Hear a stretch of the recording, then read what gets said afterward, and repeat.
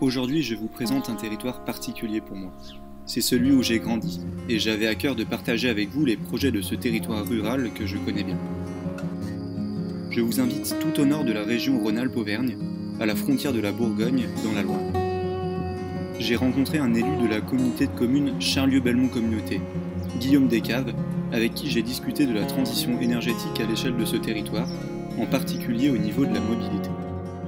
Alors, je suis Guillaume Descaves, je suis vice-président à Charlieu-Belmont Communauté, en charge de l'environnement, des rivières et de l'habitat. On est sur un territoire de 25 communes, 24 000 habitants, avec des particularités, c'est-à-dire qu'on n'a pas du tout la même vie, on va dire, sur l'ancien canton de Charlieu, où on est plutôt sur des communes, on va dire, assez plates en termes géographiques, ou alors quand on va monter sur Belmont, sur Saint-Germain, sur Belle-Roche, où là on va être sur finalement une vie déjà de petites montagnes, et c'est ça qui est passionnant aussi, c'est qu'on est vraiment sur 25 communes qui ne se ressemblent pas forcément, mais qui arrivent à être tout ensemble, à créer, moi je trouve, une collectivité qui est belle, qui a vraiment énormément d'atouts, que ce soit pour la vie en général, parce que moi je trouve qu'il fait vraiment bon vivre chez nous.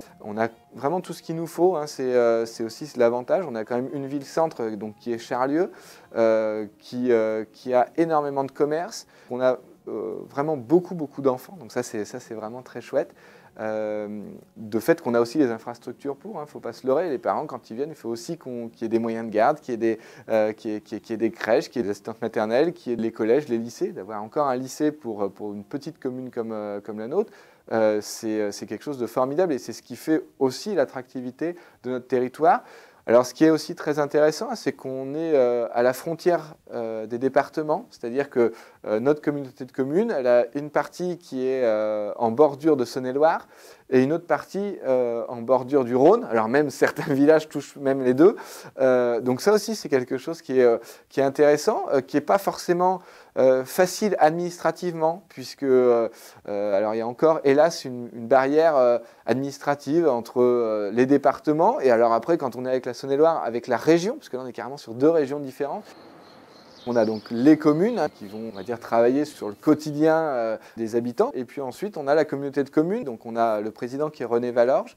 Et ensuite, on a donc 8 vice-présidents qui, on va avoir chacun la charge d'un secteur très précis. Alors on peut avoir par exemple l'eau et l'assainissement, la culture et le tourisme, on a l'économie. C'est aussi la communauté de communes qui va gérer les déchetteries, qui gère aussi les ordures ménagères, donc pour venir les chercher, qui gère effectivement bien aussi tous les bacs de recyclage, parce qu'il faut savoir qu'aujourd'hui, quand on paye une facture des déchets ménagers, ce ne sont pas que les quelques fois où on sort la poubelle, c'est aussi quand on va recycler. Moi, je vais avoir mes services autour du développement durable qui s'appelle le PCAET, c'est le plan climat air énergie territorial, donc qui avait commencé à être creusé juste avant ma prise de fonction et maintenant là on est en train de le développer de manière concrète. Il y a tout le service habitat puis également le service rivière. Alors effectivement, la mobilité, moi je pense que c'est l'enjeu de notre décennie, véritablement. On ne va pas supprimer les voitures. On parlait tout à l'heure des communes qui sont un petit peu plus en hauteur. Quelqu'un qui habite à Saint-Germain, qui habite à Belle-Roche, qui habite à Belmont, qui habite à Écoche, mais même le Cergne, la Grêle, il ne va pas venir à Charlieu en vélo, c'est quelque chose qui peut être compliqué. Voilà, l'objectif, ce n'est pas qu'on supprime les voitures. Par contre, c'est mettre en place tout notre possible pour que la mobilité soit déjà offerte à tous. Parce que ça, c'est quelque chose qu'on oublie trop souvent en fait. Quand on parle de mobilité, souvent on dit bah voilà, c'est la voiture. Mais non, la mobilité, c'est d'abord des gens aussi qui n'ont pas de moyens de locomotion, qui habitent dans des communes où il n'y a pas de ligne de bus, qui n'ont aucun moyen de sortir de chez eux. Donc ça va déjà être comment est-ce qu'on va permettre à ces gens-là de faire autre chose, de faire différemment?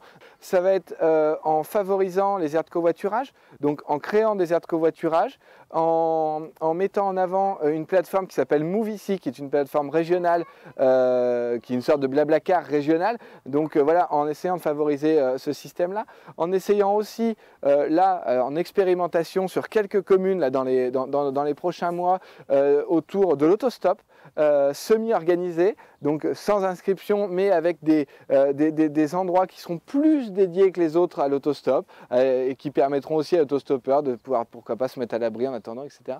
Donc en tout cas, de travailler sur ces choses-là. Alors effectivement, on a les voies vertes. On va sans doute, en tout cas on est en train de travailler sur leur possible agrandissement. Donc ça c'est une vraie volonté depuis longtemps et qu'on va mener à bien dans les prochaines années, je l'espère. Comment est-ce qu'on va pouvoir permettre aux cyclotouristes, mais qui peuvent être du cyclotourisme, j'ai envie de dire comme vous et moi, où on va se promener, où on va chercher notre pain, on descend au marché, on va à la banque en vélo. Mais ça va être aussi pour ceux qui font du vélo en tant que sport, je le fais aussi, mais voilà, et donc qu'ils soient plus en sécurité avec des itinéraires bis, des pistes cyclables sur le côté des routes. Ça veut dire que quand on refait une route, eh bien, on pense aussi à la piste cyclable. Donc ça, c'est quelque chose d'intéressant. Et puis après, il y a aussi toute la partie vélo électrique. C'est quelque chose aujourd'hui qui est en plein boom de partout. Chez nous aussi évidemment, hein, cette voie verte là où on est aujourd'hui favorise aussi ça. Pour l'année 2021, on met 12 000 euros. 12 000 euros de possibles aides jusqu'à 200 euros maximum par personne qui achètera un vélo électrique dans un magasin. Pour moi, le vélo électrique, c'est important. Peut-être que dans les années futures, on réfléchira à des kits électriques, c'est-à-dire voilà, qu'on mettrait sur un vélo normal. C'est quelque chose qui me touche aussi. Sur cette aide du vélo électrique, ce que j'ai vraiment souhaité, c'est qu'il soit chez des professionnels, évidemment, mais qu'il soit chez des professionnels neufs ou d'occasion. Parce que l'idée, c'est aussi et c'est l'idée globale du PCAET, c'est qu'on achète différemment. Et du coup, on recycle, mais ça veut dire aussi qu'on retravaille et qu'on répare. Et ça, c'est quelque chose de très important. On est aussi en lien avec diverses associations, et ça, c'est quelque chose qui va se construire dans les années qui viennent pour bien créer des moments de répare vélo, c'est-à-dire avec quelqu'un qui connaît comment on répare les vélos, avec tout le matériel à disposition. C'est pas lui qui va faire, mais il va montrer aux gens comment est-ce qu'on répare pour qu'après on puisse le faire chez soi. Là aussi, alors ça sera peut-être pas pour cet été, mais en tout cas pour le prochain, ça c'est une certitude. Des gonfleurs, un peu de partout le long de la voie verte, des gonfleurs à pied, mais qui enverront vraiment plusieurs barres pour qu'on puisse gonfler sereinement notre vélo. Et ce que je veux, c'est qu'on enlève les freins au maximum de tout ce qui pourrait faire que, ah bah non, j'aimerais bien y aller en vélo, mais je vais pas parce qu'après c'est galère, je peux pas garer mon vélo, je sais pas où le mettre, je vais me le faire piquer. J'achète un vélo électrique, ça coûte très cher, et ben, j'ai pas forcément envie de le laisser traîner. Qu'est-ce qu'on peut proposer comme solution? Et ça c'est des choses concrètes qui viennent dans la vie du quotidien. Pour moi, ça c'est aussi la mobilité. Aujourd'hui, quelqu'un qui prendrait le vélo pour faire le trajet maison-boulot, eh bien en fait, il va gagner entre 150 et 300 euros par mois d'essence. C'est quelque chose qui est énormissime. Parce qu'en fait, ce sont ces trajets-là. Bien sûr, on ne va pas aller... quelqu'un qui va faire les grosses courses, qui a 2 ou 3 enfants, et qui va faire les grosses courses en supermarché, il ne va pas y aller en vélo. Il faut arrêter de se leurrer là-dessus. Bien sûr qu'on a besoin de la voiture. À la campagne, on a besoin de la voiture. Par contre, à chaque fois qu'on peut, de changer nos habitudes, c'est important. Après, on a le bus. Le bus, franchement, jusqu'à maintenant, quelqu'un qui habitait Saint-Denis-de-Cabane, on lui disait « tu vas à Rouen en bus », il mettait 1 heure. Ah non, ça ne marche pas, ça ne peut pas fonctionner. On ne peut pas dire à quelqu'un qui va bosser, prends-toi 2 heures de transport en commun, quand en bagnole, tu vas mettre 40 minutes, c'est pas possible, c'est pas jouable. Donc, on a travaillé ça avec la région, un petit peu avec le département auparavant, et ensuite avec la région, pour optimiser les lignes de bus. Ça veut dire que maintenant, on ne rentre plus dans Charlieu à faire des tours pendant 20 minutes à Charlieu.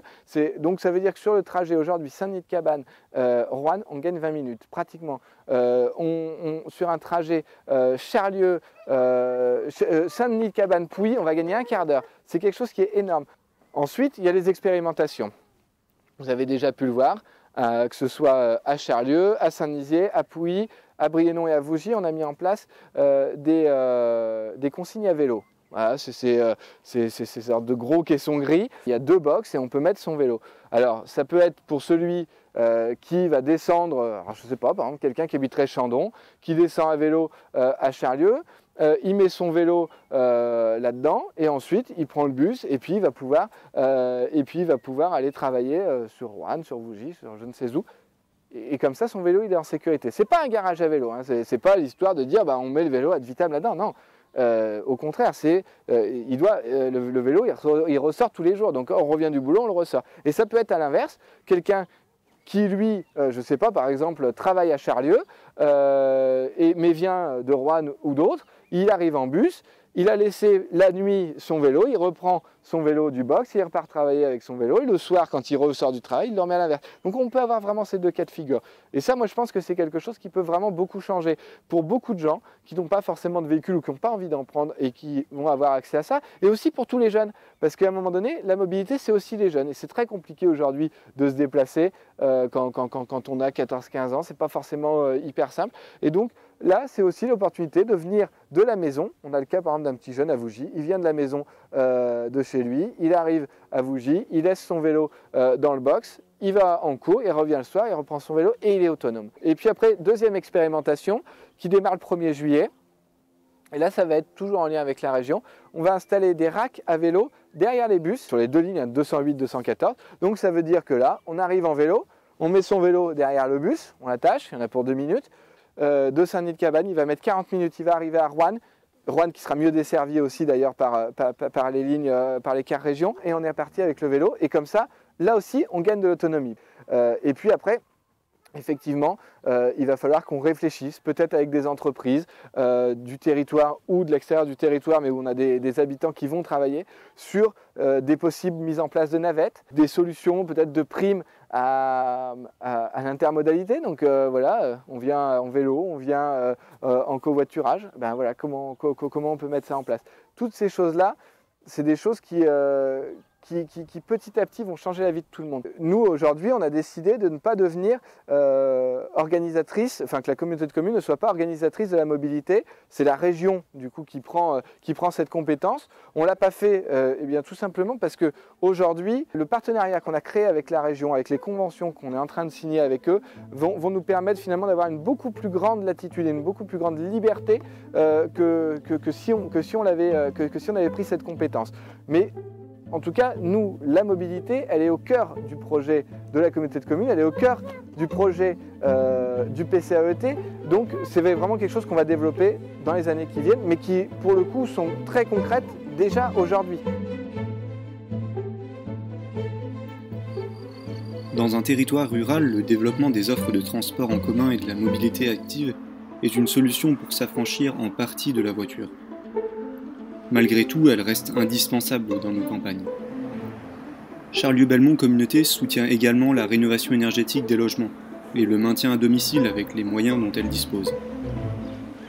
La transition énergétique, c'est aussi le développement d'une économie locale, plus durable, en préservant les commerces et les services de proximité et les produits des agriculteurs locaux. Cette transition nous engage nous aussi à repenser nos actions individuelles, à réfléchir à l'impact de nos déplacements et de notre consommation. Cet épisode est finalement une invitation à mieux connaître votre territoire, les initiatives qui se mettent en place et à vous intéresser à la politique locale.